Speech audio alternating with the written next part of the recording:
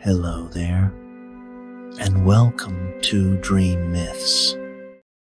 Tonight, we'll journey to the far northern reaches of the world. But first, make yourself comfortable in your bed. Just take a moment to find that perfect position. Let your head sink softly into your pillow, finding just the right spot. Your blankets create a warm cocoon around you, keeping you cozy as we travel to the land of ice and northern lights. Take a deep, slow breath in through your nose, imagining you're breathing in the crisp, clean Arctic air. And as you breathe out, just feel the day's activities beginning to fade away, like footprints disappearing under gentle falling snow. With each breath, you're becoming more and more relaxed. Let your body become heavy and still, like freshly fallen snow on a peaceful morning. Starting at your toes, feel a wave of calm moving slowly upward, just as the aurora flows across the night sky. Your feet, your legs, your hips, your back, each part of you becoming completely at rest. Let this peaceful feeling flow up through your chest, your arms, your neck, and finally your head. There's no need to concentrate too deeply. Just simply let my voice carry you along as we drift into tonight's tale. Now, as your breathing becomes steady as Arctic starlight, and your mind is quiet as snow falling in the polar night, prepare to join me in a story of family, wisdom, and the magic that happens when the northern lights dance through walls of ice. Akla knelt in the snow, watching intently as her father drew the traditional circle that would become their igloo space.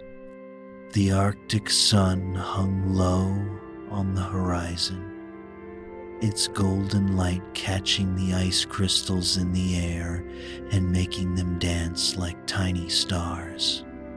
Soon it would disappear entirely for the long winter season, and their family would begin their journey to the hunting grounds. See how he tests the snow first?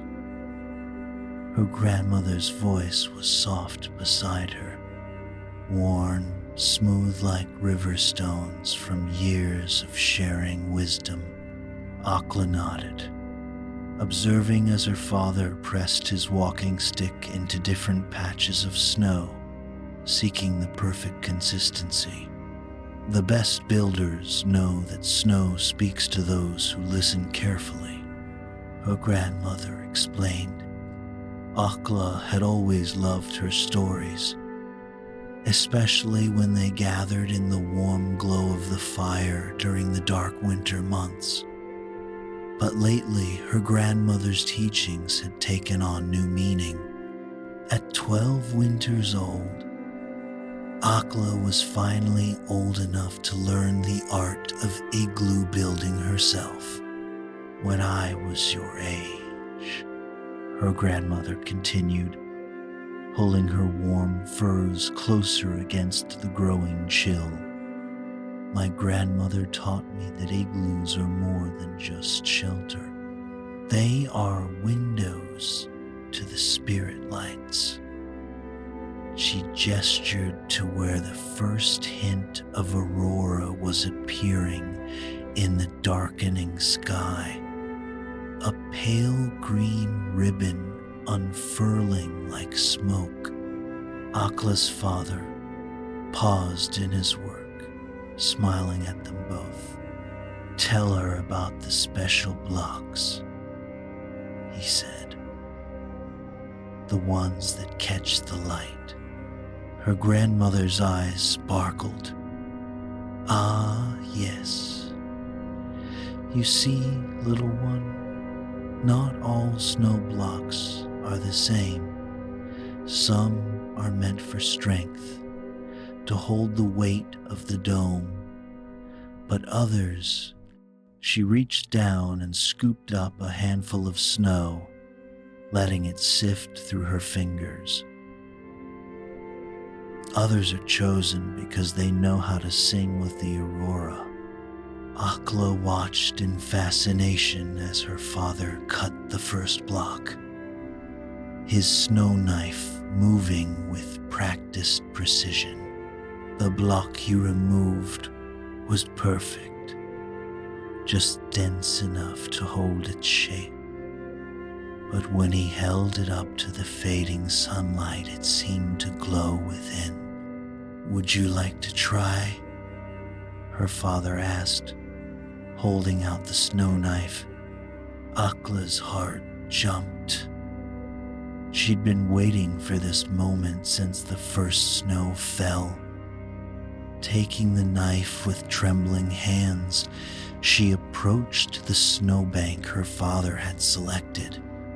Just as she had observed, she pressed the blade in at an angle, trying to mirror her father's smooth movements. The block she cut wasn't quite as straight as his, but when she lifted it, something magical happened. The strengthening Aurora above caught the surface of her snow block, and for a moment, green light seemed to dance through the ice crystals, creating patterns like frozen stars. "Look," she gasped. Her grandmother nodded approvingly. "You see, some blocks are meant to catch the spirit lights. When we build them correctly, they turn our igloo into something more than shelter. They become places where the Aurora can dance with our dreams." Akla held her glowing block carefully, watching how the light played through it. "But how do we know which blocks will catch the lights?" she asked. Her grandmother smiled. "That," she said, "is what the Arctic fox will teach us. Look, there." She pointed to where a white shape moved through the gathering dusk, its fur seeming to shimmer with the same ethereal light as the Aurora above. The next morning, the white shape appeared again, trotting into their camp. It was an Arctic fox, and its eyes, dark and intelligent, seemed to reflect a light that wasn't there. "They are Aurora messengers," her grandmother explained, her voice a low murmur. "They can see the paths the lights will dance upon before we ever can." As the family set out on their journey, the fox trotted ahead, a silent, graceful guide. It would pause occasionally, digging its paws into a patch of snow and then looking back at them, as if to say, "This is the place." Akla's father nodded to her, explaining that the fox was showing them the way not just to the best hunting grounds, but also the places where the snow holds light. Each time they passed a spot the fox had marked, her grandmother would smile and say, "Good snow there. We will remember these for our journey back." Finally, the fox led them to a rise overlooking a wide, windswept plain where the snow sparkled with a different kind of intensity. "This is the place," Akla's mother said, her voice filled with a quiet reverence. "The fox has chosen well." Akla knelt, running her hand through the snow. It felt different, lighter, somehow, yet more crystalline, as if made of frozen stars. Her grandmother began to tell a story about how their people first learned to build igloos that caught the lights. Long ago, she said, a fox had visited their people when igloos were only for shelter, and the people had forgotten how to speak with the Aurora. The fox taught them how to choose snow that sang with the spirit lights, and how to cut the blocks to catch the Aurora's colors. When they used these blocks, their igloos became filled with dancing light that brought not just warmth, but also wisdom and peaceful dreams. As they worked, Akla began to notice a new detail. Her parents selected certain blocks from the upper rows and placed them with a certain reverence. They weren't just building a dome, they were weaving a pattern. When the very last block was set, the fox approached the finished igloo. It touched its nose to a block Akla herself had placed, and that section of the wall glowed with a soft, reflected luminescence. Her grandmother beamed. "The fox approves. You're learning to build with light, just as our ancestors did." Inside, Akla gasped as the first true colors of the Aurora played across the walls, turning the shelter into a beautiful sphere of shifting light. But that was not the end of the lesson. The next morning, a new teacher appeared. A snowy owl glided down from the northern sky, its white feathers glowing like the special snow. "Now you have two teachers," her grandmother said softly. "The fox finds the snow, but the owl knows how to read tomorrow's aurora in today's sky." The owl turned its head toward the northern horizon, where hints of a stronger green light were just beginning to appear, and hooted softly. "Watch how it angles its head," her father said. "The aurora will follow that same path." They began to build a new igloo, with AKA helping to select the perfect blocks based on what the fox had shown her.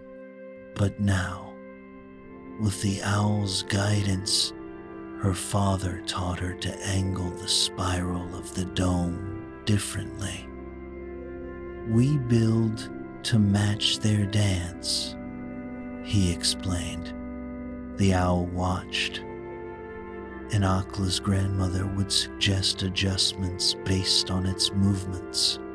Akla began to understand that the fox found the snow, and the owl showed them how to position each block to best display the aurora's colors.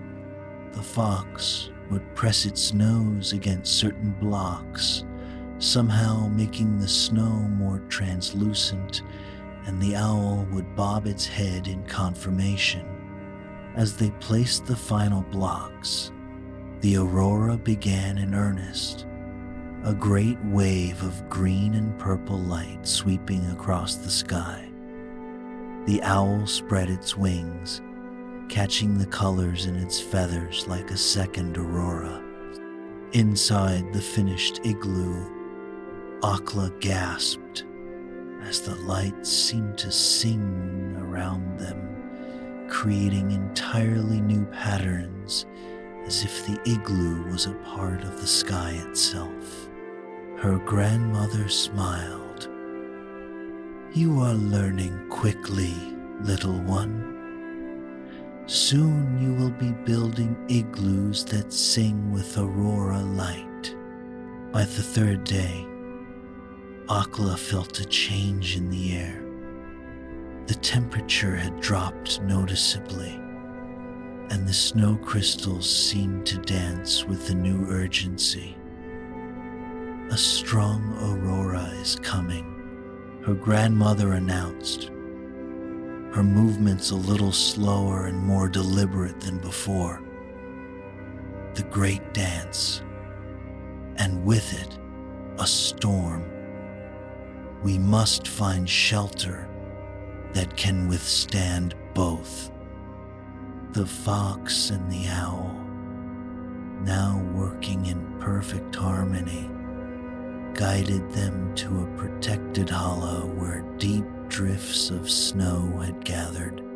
It was a challenging place, surrounded by ancient, wind-scoured ice. But the owl circled once and then landed, hooting softly. This was the place.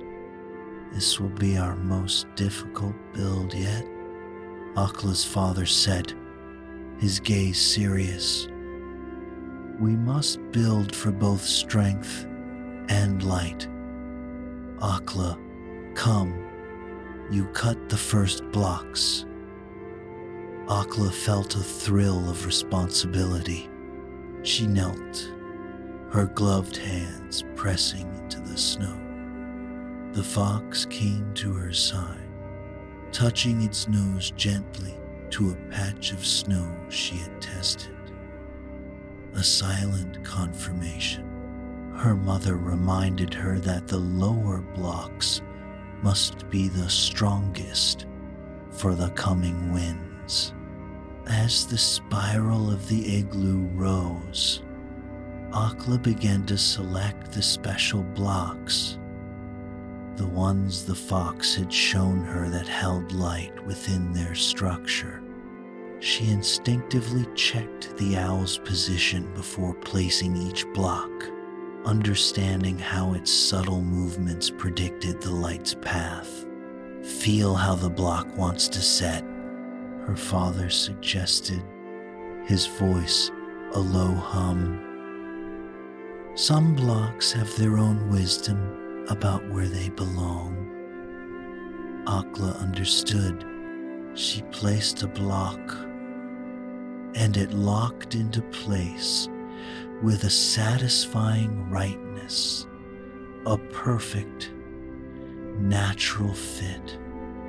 She was no longer just building, she was listening.